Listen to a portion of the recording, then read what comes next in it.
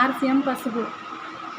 బయట పసుపు వాడుకుంటే మనకి స్కిన్ అంతా మంట వచ్చేసేది, రఫ్గా వచ్చేసేది, స్కిన్ బ్లాక్గా మారేది, మంట వచ్చేసేది, ఇలా వస్తాయన్నమాట. సన్న గుల్లలు వచ్చేవి అలా వస్తాయి.